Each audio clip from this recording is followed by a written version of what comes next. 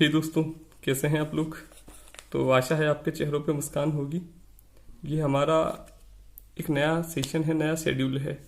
Actual में ये है MPPSC प्री और मेंस पर आधारित एक वैल्यू एडेड प्रोग्राम है, जिसमें रहेगा यह है कि दैनिक भास्कर पत्रिका एवं अन्य महत्वपूर्ण खबरों को हम MPPSC प्री और MPPSC मेंस के पेपर से जोड़ने का प्रयास करेंगे।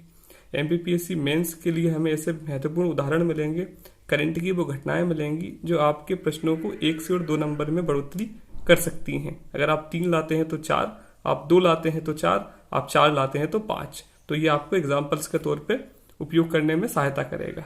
तीसरी बात, 30 से 40% पेपर मेंस में अनभिज्ञ आता है, जो कोई पता नहीं कर सकता कि कहाँ से आया है, कैसा आया है। लेकिन आप इस प्रकार के IQ IP इंटरलिंकिंग को सीख पाते हैं तो हो सकता है आपको इस प्रकार के अनभिज्ञ पेपर में भी अपनी काबिलियत सिद्ध करने का मौका मिले। मतलब पढ़े हुए की अपेक्षा अभी जो कठिन प्रश्न आते हैं, आप इस माध्यम से उनको भी सोल्व कर सकते हैं, उन्हें भी छेड़ सकते हैं। चौथी बात, प्री वाले बंदों के लिए। तो प्री के लिए हम कोशिश करेंगे कि करंट को रोज थोड़ा थोड़ा लिखते चलें। तो जो लगातार इस चीज होमवर्क के द्वारा मुझसे जुड़े हुए हैं, वो इसको भी जो है वो समझें और जानें। इसका करना आपको यह है कि प्री वाले इसका एक अलग से रजिस्टर बनाएंगे और उसमें जो है वो करंट की घटनाओं को लिखते चलेंगे कि आज इसके बारे में बताया है या इसका, तो उसको एक एक लाइन में लिखते चलेंगे।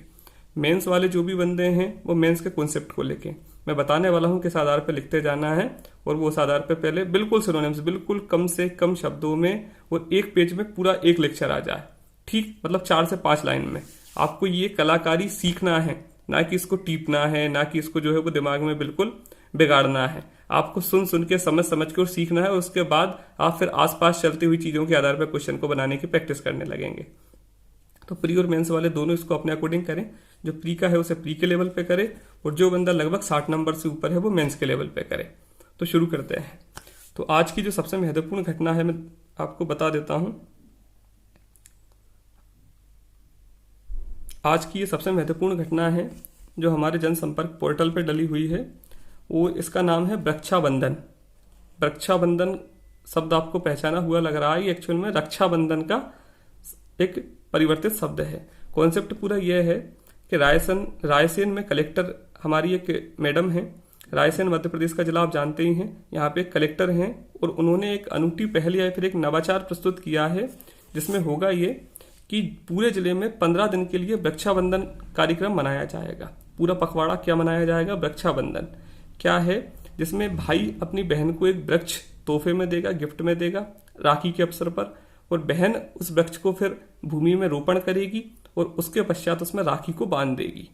और आधार क्या रहेगा कि बहन उस अपने भाई की तरह ही उस वृक्ष की भी मतलब उस वृक्ष को भी कब संरक्षण देगी, और वह वृक्ष जो है वो विशाल होगा, बड़ा होगा, और फिर यही उस वृक्ष की जिम्मेदारी या भाई की जिम्मेदारी रहेगी कि वो अपनी बहन के काम आए। तो हम राखी के त्योहार को जानते हैं, जिसमें नॉर्मल कॉन्सेप्ट चलता है कि भाई अपनी बहन को रक्षा का वचन देता है और बहन उसको राखी बांध देती है। और यही हमने जो है वो पेड़ों के साथ कॉन्सेप्ट जोड़ने की कोशिश की है रायपुर में कलेक्टर मैडम ने, जिसमें बहन को पौधे, पैसे की जगह पौधा गिफ्ट किया जाएगा और वो उस पौधे को लगाने वाली हैं, और उसके उपरांत उसमें राखी बांधकर उसका संरक्षण या उसे संरक्षित करने वाली हैं। तो मुझे लगता है आप खबर को समझ चुके हैं, मुद्दा आप समझ चुके हैं कि रायपुर में कलेक्टर ने एक नई शुरुआत की है, नई पहल की है, जिसमें राखी के त्योहार पर बहनों के द्वारा पौधों को लगवाया जाएगा। भाई उन्हें वो पौधे गिफ्ट करेंगे और फिर उन्हें वह राखी बांध के उन्हें आगे बढ़ाएंगी। तो ये पूरा कॉन्सेप्ट है जिसे आप लगभग समझ चुके हो, और ना समझे हो तो ये पेज आपको पास में दिया हुआ है, इसको एक बार देख लें और पढ़ लें। अब बात ये निकल के आती है कि सर हम इसको क्यों पढ़ें, हम इसको क्यों जानें, हम इसको क्यों समझें। तो ये अब हमारे काम की बात है कि MPPSC मेंस में इसका किस प्रकार से उपयोग किया जा सकता है। तीनों प्रकार के बंदों के लिए काम का है। इंटरव्यू वाले 100% तुम्हारा दिमाग इसी आधार पर खुलेगा, क्योंकि होता क्या है कभी कभी कि कुछ सामान्य बातों से हम केवल लिख कर मेंस निकाल देते हैं, तो वो इंटरव्यू लिखने के बीच में जो भार हो जाते हैं, मतलब 1 में से 3 में जो जिन्हें भार होना है, जो 2 बंदे हैं, वो इसी प्रकार से इंटरव्यू में नंबर कवर कर पाएंगे। और जो प्री वाले हैं उनके लिए सिर्फ एक चीज काम की है कि वृक्षाबंधन नाम का कार्यक्रम किस जिले में शुरू हुआ, तो रायसेन जिले में शुरू हुआ। वो बस सुने और समझे और सीखें कि मेंस और इंटरव्यू वालों को किस प्रकार से पढ़ाई करना है। अब इंटरव्यू वाले पूरी बातों को सुनेंगे और मेंस वाले सुनेंगे, तो सुनते हैं करते क्या है। सबसे पहले कॉन्सेप्ट ये है कि आप समझ चुके हैं राखी का त्योहार है और भाई बहन वाला पेड़ के साथ बीच में लाया गया है। कलेक्टर मैडम ने किया है इसलिए हमारे काम का हो जाता है। एमपी के रायसेन में किया है इसलिए हमारे लिए और काम का हो जाता है। हम इसलिए पढ़ रहे हैं क्योंकि हमें से एमपीपीएससी मेंस के साथ जोड़ने वाले हैं। आपका थर्ड पेपर का पार्ट बी नवी यूनिट 1 से और 10 तक एक ही बार में दे दी गई है उन्हें, लेकिन फिर भी पार्ट बी आप नवी यूनिट मान सकते हैं या पार्ट बी की 4th यूनिट एक्चुअल में नवी यूनिट। और नवी यूनिट चिल्ला चिल्ला के बोलती है कि पर्यावरण के बारे में सब कुछ मुझसे पूछा जा सकता है, जिसमें पर्यावरणीय नैतिकता भी है, पर्यावरण पर मानवीय प्रभाव भी है, भारत के संदर्भ में पर्यावरण की अवधारणा भी है, पर्यावरण के आयाम जिसमें आर्थिक, सामाजिक, राजनीति हर प्रकार से। तो मैं इस क्वेश्चन को डील करने की कोशिश करता हूं और आप लोग जो है इस प्रकार से फिर इसे करें। तो खबर आप पूरी समझ चुके हैं, अब हम सिलेबस के आधार पर इसको जमा लेते हैं।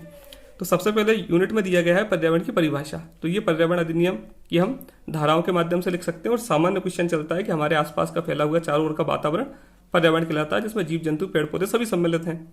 ठीक, इसके बाद दिया है इन्होंने पर्यावरण के आयाम। तो आयाम का तात्पर्य रहता है सामाजिक, मतलब हर प्रकार से सोच सकना, हर प्रकार से उसके दायरे को जाना। आर्थिक स्तर पे भी पर्यावरण का महत्व है, सामाजिक पे भी, राजनीतिक पे भी। लेकिन इन्होंने एक सबसे महत्वपूर्ण उसमें कॉन्सेप्ट दे दिया था, मनोविज्ञान। अब मनोविज्ञान वाला मैंने कॉन्सेप्ट सिर्फ इसलिए उठाया है क्योंकि जो हमारी मनोवृत्ति है, मतलब आपका पेपर फोर्थ की आपकी कौन सी यूनिट आती है, 2nd नंबर की। तो 2nd नंबर की पेपर 4th में हम पढ़ने वाले हैं मनोवृत्ति और मनोवृत्ति परिवर्तन। तो मनोवृत्ति क्या कहता है, किसी भी वस्तु, व्यक्ति, स्थान के प्रति हमारा भाव सकारात्मक या नकारात्मक भी हो सकता है।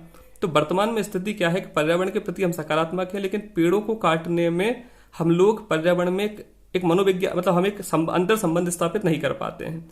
लगातार कम होना जंगलों का, लगातार पेड़ों का कटना, अर्थात ये दर्शाता है कि मानव ने पर्यावरण का शोषण किया है और मानव और पर्यावरण के मध्य अंतर संबंधों की कमी है।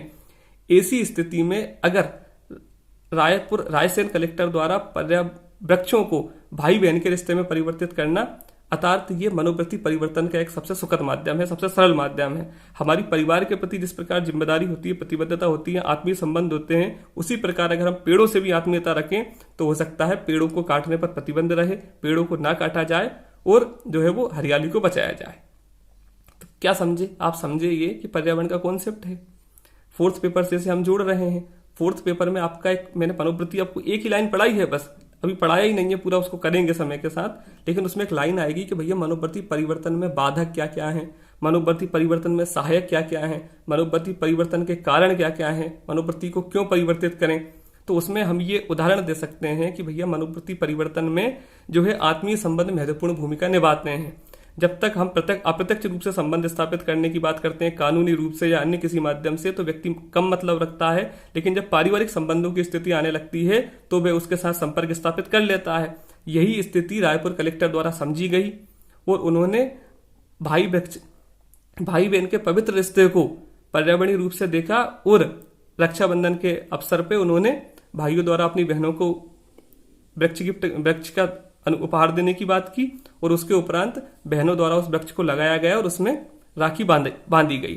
तो ये न सिर्फ पर्यावरण के लिए हितैषी है, बल्कि भाई बहन के रिश्तों के साथ में जो है वो एक गठबंधन या फिर एक सामाजिक समझौता भी स्थापित करता है। तो आप इसको एक एग्जाम्पल के तौर पर करें, किसी की भी मनोवृत्ति परिवर्तन करने में रिश्ते नातों की महत्वपूर्ण भूमिका। याद बस आपको इतना करना है कि मनोवृत्ति परिवर्तन में होता क्या है। पिताजी किसी के बारे में अगर कुछ कहते हैं तो हम उसे अच्छा मानते हैं, पिताजी अगर किसी के बारे में कुछ बुरा कहते हैं तो हम बुरा मानते हैं। उसी प्रकार अगर भाई अपनी बहन को उपहार में अगर वो पौधा देगा तो ऑब्वियसली बात है बहन उसे एक लंबे समय तक संरक्षित करेगी, और वह अगर उसे राखी बांधती है तो ऑब्वियसली बात वो पौधा बड़ा होकर पूरे पर्यावरण, पूरे विश्व के काम आएगा। तो हमने पर्यावरण में कैसे मनोविज्ञान का इस्तेमाल किया है, मनोवृत्ति का इस्तेमाल किया है। तो उस पर वृक्ष के प्रति मनोवृत्ति परिवर्तन में ये आपका उदाहरण बनेगा कि अंतर संबंधों को स्थापित कर दिया गया। दूसरी 4th पेपर में इस्तेमाल हुआ। उसके बाद स्वयं आपके किस पेपर में ही, ये ऐसे वाले निबंध वाले पेपर में। तो ऐसे वाला निबंध आपका कहता है, एक निबंध उसमें दिया है नेतृत्व एवं विकास। पर्टिकुलर आपका पेपर 6 ऐसे में दिया हुआ है नेतृत्व एवं विकास। अब ये निबंध सीधा उसमें आना है, उन्होंने बोल ही रखा है नेतृत्व एवं विकास। तो आप इसका जो इंट्रो है वो इसके आधार पर जमा सकते हैं कि नेतृत्व क्या है। सबसे पहले एक निश्चित विचारधारा का अनुसरण करने, मतलब एक निश्चित विचारधारा को अनुसरण करने वाला व्यक्ति जब आगे आकर समस्त समूह को उसी विचारधारा से जोड़ने का प्रयास करता है, उनका नेतृत्व करता है, उनका मार्ग प्रशस्त करता है, तो नेतृत्व की अवधारणा है। हाल ही की एक घटना जिसमें हमने देखा कि रायपुर की कलेक्टर मैडम लिखे तो और अच्छा, कि रायपुर की कलेक्टर द्वारा पर्यावरण संरक्षण को ध्यान में रखते हुए रक्षाबंधन के अवसर पर वृक्षाबंधन नाम की एक अवधारणा प्रस्तुत की, जिसमें उन्होंने भाई बहन के रिश्ते को वृक्ष के साथ जोड़ने का प्रयास किया। इसमें भाई द्वारा अपनी बहन को वृक्ष उपहार में दिया जाना और बहन द्वारा उस वृक्ष को राखी बांधकर उसका संरक्षण प्रदान करना। तो ये दर्शाता है कि नेतृत्व किस प्रकार से न सिर्फ सामाजिक आर्थिक लेवल पे बल्कि पर्यावरणीय लेवल पे भी सकारात्मक रूप से अगर आगे बढ़ता है तो पर्यावरणीय हानि को भी बचाया जा सकता है। ऑब्वियसली बात, कलेक्टर नेतृत्व करता है, इसका हम विपरीत प्रभाव या इसका एक विपरीत गुण हम हाल ही की अफगानिस्तान की घटनाओं में देख सकते हैं, जहां तालिबानी नेतृत्व ने पूरे देश में असंगति या आर्थिक पूरे देश में अव्यवस्था को फैला रखा है और न सिर्फ मानवीय व्यवहार जबकि प्रशासनिक आर्थिक पर्यावरणीय हर स्तर पर वह प्रदूषित है या दूषित है या परेशान है। तो नेतृत्व एवं विकास का मैटर है, इसलिए तालिबान बोला क्योंकि मैडम अगर करेंगी तो विकास हो रहा है और तालिबान अगर कर रहा है तो विनाश हो रहा है।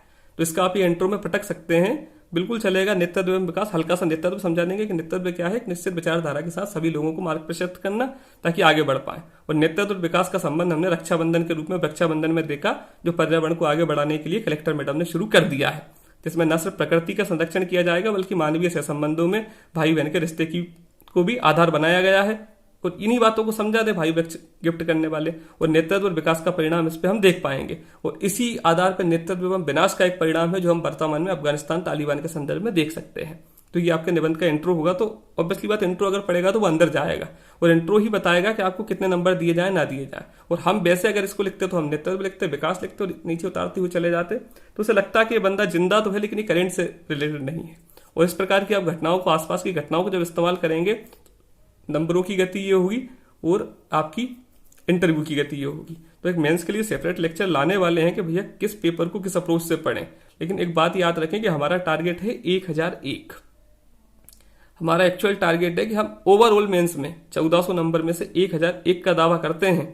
लाएं ना लाएं वो अलग बात है। अगर मैं 700 बोलूंगा तो तुम बाहर हो, मैं 800 बोलूं तो तुम बाहर हो। 1001 का कॉन्सेप्ट क्या है, पूरी मैं आपको रूपरेखा समझाने वाला हूं, कैसे करेंगे, कितना करेंगे, क्या करेंगे, बस एक बार रिजल्ट हो रहा जाए। ठीक, तो बिल्कुल इस प्रकार से बेहतरीन तरीके से निबंध को शुरू करेंगे। ठीक, इसके अलावा इसे कहां जोड़ें, तो ये जुड़ सकता है आपका पेपर 3 में, क्योंकि पेपर 3 तो एक्चुअल में कहता ही है पूरा पर्यावरण। तो एक तो हमने इसे पेपर 4 में जोड़ा मनोप्रति परिवर्तन करने में, एक हमने इसे ऐसे में जोड़ा नेतृत्व और विकास। अब इसे जोड़ते हैं पेपर 4 में। तो पेपर 4 का एक सीधा सा कॉन्सेप्ट है जिसमें बताया गया पर्यावरण के आयाम। तो पर्यावरण के आयाम में मनोवैज्ञानिक आयाम है कि भैया पर्यावरण को हमने, वृक्षों को हमने जो है वो अपने भ्राता समान माना और आगे बढ़ाने का प्रयास किया। उदाहरण के लिए रायपुर कलेक्टर का ये रायसेन कलेक्टर का ये अवधारणा। और कहां जुड़ सकता है, तो ये दिया है भारतीय संदर्भ में पर्यावरण की अवधारणा। भारतीय संदर्भ में पर्यावरण की अवधारणा, तो इस क्वेश्चन को आप हिस्ट्री से भी शुरू कर सकते हो, करेंट से भी शुरू कर सकते हो। तो हम करेंट से ही करेंगे अब इसको। भारतीय संदर्भ में पर्यावरण को जो है वो एक भारतीय संदर्भ में पर्यावरण में मानवीय से संबंध स्थापित करने की कोशिश की गई है। उदाहरण स्वरूप मध्य प्रदेश के रायसेन जिले के कलेक्टर द्वारा रक्षाबंधन के आधार पर ही एक वृक्षाबंधन अवधारणा को अपनाया गया, जिसमें भाई द्वारा अपनी बहन को वृक्ष का उपहार देना और बहन द्वारा अपने भाई के उपहार पर राखी बांध के उसे संरक्षण प्रदान करना। तो ये भारत में एक नवीन अवधारणा है जो पर्यावरण के रूप में संदर्भ आई है। इससे पहले भी अगर हम जाने तो हमने पीपल, आंवला, तुलसी जैसे वृक्षों को हमेशा पूजनीय, आदरणीय माना है। तो भारत में पर्यावरण के संदर्भ में हमेशा सकारात्मक अवधारणा देखी गई है। और बता देंगे हम तो अशोक का, जीव जंतु का बहुत है लिखने को, तो लेकिन करेंट रहेगा तो वो प्रभावित होगा। और घटिया, मतलब घटिया सेंस सामान्य सब लिखने वाले हैं। सामान्यकरण में वही 2 और 2.5 और विशेषीकरण में वही 3 और 4, यही पोस्ट का अंतर है। या तो तुम सहकारिता में जाने वाले हो, महिला बाल विकास में जाने वाले हो, लेबर में जाने वाले हो, और यही अंतर है कि तुम पुलिस में जाओगे तो जो है समाज को साफ करोगे, एसडीएम में जाओगे तो शिक्षा को साफ, मतलब सब चीज देख पाओगे। तो यही पोस्टों का अंतर है। तो इंटरव्यू वाले जरूर इसे सुने और मेंस वाले तो 100% इसे समझना सीखे, पढ़ना सीखे। और दूसरा काम ये करना है कि बिल्कुल इसको शेयर करना है। बिल्कुल तुम्हें आज सबसे पहला काम सुनने के बाद में जस्ट इसे जो है वो तुम्हें शेयर करना है, ताकि इस पर थोड़ा सा रिस्पांस पॉजिटिव आएगा। ज्यादा लोग देखेंगे, ज्यादा लोग कमेंट करेंगे तो मुझे बनाने के लिए थोड़ी सी प्रेरणा मिलेगी। कम लोग देखेंगे, तुम हो तो तुम तो वैसे भी हो, इसलिए मैं सोचता हूँ कि नए से नए बंदा भी जुड़े और रिस्पॉन्स के आधार पर फिर इसे आगे बढ़ाया जाएगा, क्योंकि इसे बनाने में समय लगते हैं 3 घंटे कम से कम। तो अगला इसके बाद आता है मानव गतिविधियों का पर्यावरण पर प्रभाव। बहुत बढ़िया। तो एक तो हमने समझा भारतीय संदर्भ में पर्यावरण की अवधारणा, तो इसमें जोड़ेंगे आप रायपुर कलेक्टर। ये अगला क्वेश्चन है, इसी में सिलेबस की लाइन है, ये मेरी नहीं है। मानव गतिविधियों का पर्यावरण पर प्रभाव। तो मानव गतिविधियों का पर्यावरण पर सकारात्मक एवं नकारात्मक दोनों प्रकार के प्रभाव पड़ते हैं। सकारात्मक प्रभाव को अगर हम देखें तो हाल ही में मध्य प्रदेश के रायसेन कलेक्टर द्वारा एक नई पहल शुरू की गई है, जिसमें भाई बहन के पवित्र रिश्ते के मध्य वृक्ष को आधार बनाया गया है। भाई द्वारा वृक्ष को उपहार दिया जाना, बहन द्वारा उसे संरक्षण करने के लिए राखी बांधना। तो इस प्रकार से हमने एक सकारात्मकता की पहल शुरू कर दी है। नकारात्मकता की भी अनेक पहलें हैं, जिसमें देखा जा सकता है कि हम घर की आवश्यकताओं के लिए वृक्षों की बलि दे देते हैं। किसी भी नवीन प्लाट या नवीन जगह पर लगने वाले वृक्ष मकान बनाने की स्थिति में उन्हें काट दिया जाता है। आसपास के क्षेत्रों में दावा नल की स्थिति, फिर वो बहुत सारे उदाहरण मिलेंगे और बहुत बार आएंगे भी। हाल ही में आई भयानक वर्षा ने जीव जंतु, पर्यावरण, वृक्ष सबको हानि पहुंचाई है, तो बहुत है। लेकिन हम पॉजिटिव में जाने वाले हैं और इस लाइन को आधार बनाने वाले हैं कि मानव गतिविधियों का पर्यावरण पर प्रभाव। तो मानवीय गतिविधियां क्या है? 30 त्योहार मानवीय गतिविधियों का एक हिस्सा है। इसी में हमने पर्यावरण को लाकर पर्यावरण संरक्षण की एक नई पहल प्रस्तुत की है। उदाहरण के लिए रायसेन कलेक्टर का कॉन्सेप्ट। पर्यावरणीय नैतिकता। तो पर्यावरणीय नैतिकता यह है कि देशकाल परिस्थिति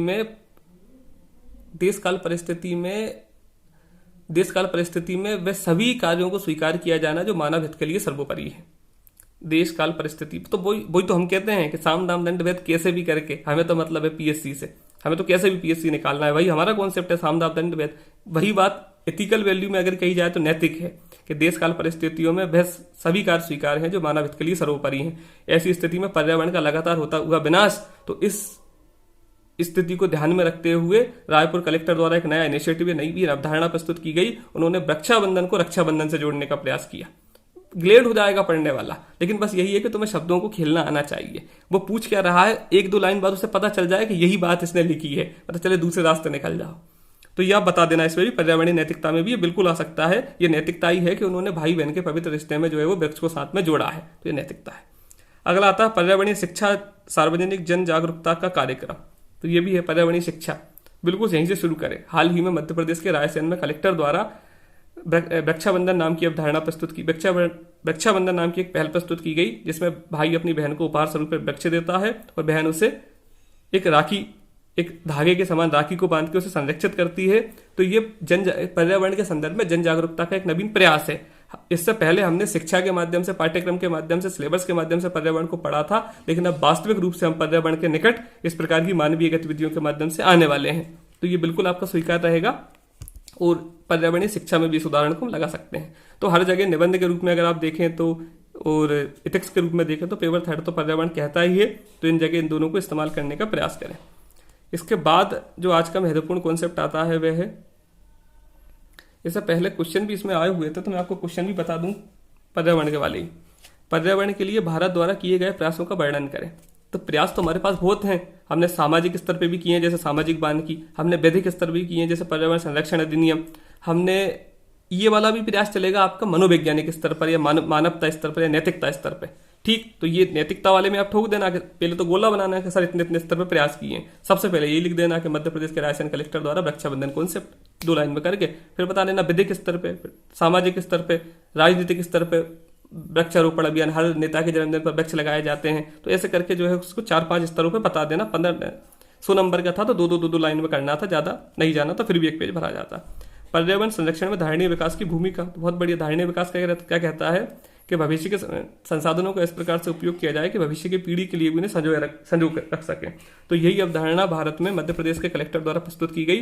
उन्होंने वृक्षाबंधन नाम की अवधारणा दी गई, जिसमें हम वर्तमान में वृक्षों को लगाते हैं और वे वृक्ष बड़े होकर जीवन में उनके परिवार को, प्रकृति को, देश को सामाजिक, आर्थिक, पर्यावरणीय स्तर पर लाभ प्रदान करेंगे। तो ये आज का पेड़ लगाना ये धारणीय ही है।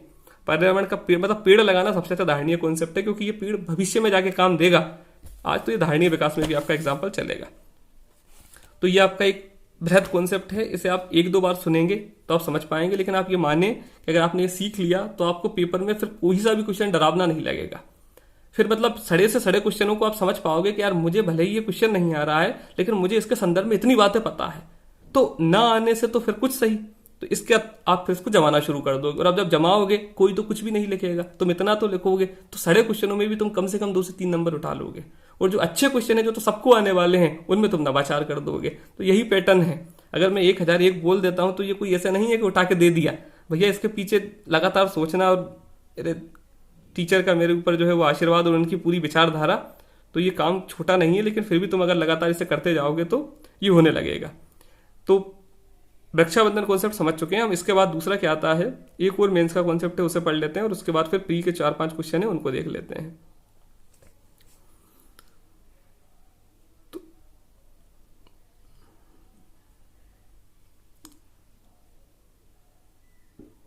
तो मुझे लगता है कि समय ज़्यादा होगा, इसलिए इसे प्री का देख लेते हैं और मेंस का जो है वो कल फिर धीरे धीरे समय बढ़ाने लगेंगे तुम्हारे रिस्पॉन्स के आधार पे। अभी तुम्हारा जितना इस पर रिस्पॉन्स आता है, जितना तुम शेयर करते हो, जितने ज़्यादा व्यूज़ आते हैं, जितने ज़्यादा कमेंट आते हैं, उसके बाद इसे लगातार बढ़ाया जाएगा। और तुम अगर इसमें थोड़े से भी अस्वस्थ हो तो जो है मुझे तो और ज़्यादा समय लग रहा है बनाने में, तो तुम अगर मना करोगे तो इसे और पहले रोक दिया जाएगा। तो प्री की कुछ खबरें हैं, उन्हें देख लेते हैं। क्वेश्चन आ सकते हैं प्री में, बिल्कुल कम चांस हैं, लेकिन फिर भी अगर पढ़ते जाओगे तो करंट का तुम्हारा टेंशन मिटेगा। जैसे एक है, जनजातीय क्षेत्रों में शिक्षण सृजन एवं विस्तार के लिए इंदिरा गांधी राष्ट्रीय जनजातीय विश्वविद्यालय अमरकंटक मध्य प्रदेश। दूसरा, अटल बिहारी वाजपेयी सुशासन और नीति विश्लेषण संस्थान भोपाल मध्य प्रदेश के बीच हस्ताक्षरित समझौता हुआ। तो ST/SC जनजाति संबंध में उन्हें शिक्षा देने, उन्हें सृजन देने, उन्हें नवाचार देने के लिए 2 विद्यालय, 2 यूनिवर्सिटीज, 2 महत्वपूर्ण संस्थाएं जुड़ चुकी हैं। एक तो आती है आपकी कौन सी, अटल बिहारी वाजपेयी सुशासन और नीति विश्लेषक। तो ये तो बहुत ज़्यादा काम की है, इसमें तो ट्रेनिंग होती है बच्चे बड़े बड़े अधिकारियों की। और दूसरा कौन सा, इंदिरा गांधी राष्ट्रीय जनजातीय विश्वविद्यालय अमरकंटक। तो दोनों काम के क्वेश्चन है, पहले तो तुम्हें पता रहे कि दोनों के मुख्यालय कहाँ है, फिर बाद में पता चले तुम्हें ये दोनों जुड़े हैं। दूसरा इसमें क्वेश्चन दिया गया है, ओलंपिक कांस्य विजेता विवेक सागर प्रसाद मध्य प्रदेश के किस जिले के निवासी हैं। तो मुझे लगता है सबको पता हो, होशंगाबाद आंसर सही है या नहीं इसको एक बार बता दें। तो ये होशंगाबाद के हैं या नहीं तुम बता दें मुझे। अगला निकल के आता है, इंदौर संभाग के धार जिले के बाग कस्बे के युवा शिल्पकार ने देश में किया नाम रोशन। इंदौर तो सबको पता है, इंदौर को छोड़ो, धार पर्टिकुलर एक जिला है, धार में एक शहर पड़ता है, जिस शहर नहीं कस्बा है बाग। कौन सा, हम बाग की गुफाओं को जानते हैं। तो हिस्ट्री का ये कॉन्सेप्ट है जिसमें हर बाग की गुफाएं, सबसे पहले यही देखा जाता है स्थान कहाँ है। तो भैया मध्य प्रदेश के धार जिले में, पॉलिटिकल रूप से देखो फिर जियोग्राफिकली रूप से देखो। हमने बोला धार जिले में, तो ये पॉलिटिकल रूप से होगा। फिर हम बोलेंगे इसे जियोग्राफिकली रूप से, तो हम क्या बताएंगे, विंध्य पर्वत के अंतर्गत मालवा क्षेत्र में विंध्य पर्वत श्रृंखला के सबसे निचले हिस्से में, पिछले हिस्से में, तो मतलब विंध्य पर्वत श्रृंखला में। फिर हम बताएंगे इसको ऐतिहासिक रूप से, स्थानीय बताना पड़ेगा। नाम की विशेषता क्या है कि भैया बाघ नदी के किनारे है, बागिन नदी के किनारे है, बाघ गांव के निकट है, और बाघ यहाँ पे बाघों का आवागमन है। तो ये 3 प्रकार का तो इंट्रो ही जमेगा तुम्हारा, तो उसे पढ़ने वाले को लगेगा कि सब जानता है, वरना जो है फालतू की बातों में तो क्वेश्चन बिगड़ते ही हैं। तो कुछ सिर्फ प्री का कॉन्सेप्ट क्या था कि व्यक्ति का नाम है बिलाल खत्री। बिलाल सुना होगा तुमने मूवी में। युवा शिल्पकार बिलाल खत्री का राष्ट्रीय हस्तशिल्प पुरस्कार के लिए चयन किस काम से, बाघ प्रिंट। ये साड़ी वगैरह पे, दीवालों वगैरह पे, पोस्टर्स वगैरह पे बाघ प्रिंट करते हैं ये, इसलिए इनका चयन हो चुका है। अगर इन्हें मिलता है पुरस्कार तो बहुत अच्छी बात है और प्री का नंबर है, और नहीं मिलता है तो फिर सामान्य बात। लेकिन हम क्यों जान रहे हैं, क्योंकि तुम क्वेश्चन समझ लो ये अब, कि मध्य प्रदेश में धार जिले में बाघ की गुफाएं अवस्थित हैं। मालवा के विंध्य पर्वत श्रेणी में स्थित बाघ की गुफाएं अपने विविध नामों के लिए जानी जाती हैं, जिसमें बागिन नदी के किनारे होने के कारण, बाघ नामक गांव के पास होने, या फिर बाघों के आवागमन के कारण। अब बाघ की गुफाओं की महत्वपूर्ण विशेषता बौद्ध धर्म से संबंधित है, ये बौद्ध धर्म से रिलेट करती हैं, उससे संबंधित हैं। ये टोटल 9 गुफाएं हैं, जिनमें से पहली और अंत की गुफाएं क्षीण हो चुकी हैं, लेकिन बीच की मध्य गुफाएं जिसमें हाथी फोड़ ऐसे करके एक आध गुफा काम की है। दूसरी बात, इनकी तुलना मध्य प्रदेश में अजंता की गुफाओं से की जाती है। और ये तुम इसलिए इतना नॉलेज रख लो ताकि एक तो प्री का कॉन्सेप्ट और एक मेंस में अगर कभी आता है तो तुम इसको बता दो, तो ये दोनों में चलेगा। गिद्ध की अगर बात आती है तो गिद्ध के लिए चलता है प्रोजेक्ट अस्तित्व गिद्ध के लिए, तो याद रखना ये 9440 गिद्ध बढ़ा रहे हैं प्रदेश की शान। तो इससे कोई मतलब नहीं है कि तुम कहाँ है, कैसा है, क्या है, संख्या कभी नहीं पूछेगा वो, लेकिन फिर भी तुम्हें पता चले मध्य प्रदेश सरकार का इनिशिएटिव है गिद्ध, और ये मध्य प्रदेश में है, वर्तमान में अच्छी खासी जनसंख्या में है। इसके बाद कोई सी खबर, तो हाँ ये आता है आपका 8 गोल्ड के साथ विश्व तीरंदाजी यूथ चैंपियनशिप 2021 की पदक तालिका में शीर्ष पर रहा भारत। विश्व तीरंदाजी मतलब पूरे वर्ष विश्व में तीरंदाजी होती है, कौन सी वाली, यूथ वाली। तो ये एक्चुअल तीरंदाजी से थोड़ी सी कम होगी, जूनियर के बाद यूथ कुछ ऐसा आता होगा, तो हम यूथ से याद करेंगे। यूथ तीरंदाजी चैंपियनशिप 2021 होती है। 8 गोल्ड, बहुत बड़ी बात, सिल्वर 2 और 5 ब्रॉन्ज मेडल के साथ भारत पदक तालिका में शीर्ष पर रहता है, नंबर 1 पर रहता है। तो भारत ने जूनियर रिकवर्स, महिला व्यक्तित्व जूनियर रिकवर्स बहुत सारे मेडलों में जीता है, लेकिन तुम्हें याद रहे कि यूथ तीरंदाजी में हम नंबर 1 पर आए। प्री में कुछ आ जाता है, पहली बार पढ़ोगे उस टाइम डर जाओगे, तो अभी से तुम्हें शब्द सुनते चलेंगे। तो लगभग ये तुम्हारे कॉन्सेप्ट हो चुके हैं, और अभी इसमें थी बहुत जान, लेकिन मैंने तुम्हें फिर भी जो है वो एक सामान्य और एक बड़ा कॉन्सेप्ट समझा दिया है। जिस प्रकार से तुम्हारा रिस्पॉन्स आता रहेगा उस प्रकार से इस लेक्चर को बढ़ा दिया जाएगा। आने की अनिवार्यता हो जाएगी। लेक्चर को फिर हम लगभग 30 से 35 मिनट करने लगेंगे, आधे घंटे से 1 घंटे करने लगेंगे, क्योंकि बेटा यही है पीएससी। अगर तुम एक बार इसको सीख गए तो फिर तुम्हें किसी की जरूरत नहीं पड़ेगी। और लगातार अगर तुमने 1 डेढ़ महीने 2 महीने इसको सुन लिया तो तुम फिर सिलेबस को उठा के ऐसे उठा के घुमाने लगोगे। ट्रेडिशनल हम पढ़ रहे हैं, सिलेबस तुम्हारे पास है, उसमें तुम्हें करेंट से मिलाना सिखा रहा है। बस यही चरण है। ट्रेडिशनल तुम्हें आएगा पूरा, ट्रेडिशनल तो हम याद कर ही रहे हैं, वो तुम्हें बता ही रहा हूं कैसे करना है।